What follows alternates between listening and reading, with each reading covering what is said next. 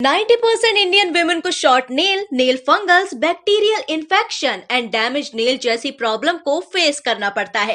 Nails को literally छुपाकर चलना पड़ता है यार। अब ultimate nail care solution bye ई होम स्टोर नेल सीरम, ये सुपर इजी टू यूज है। बस एक दो बूंद सभी नेल्स और क्यूटिकल्स पर डालो और इसको आराम से ऑब्जर्व होने दो।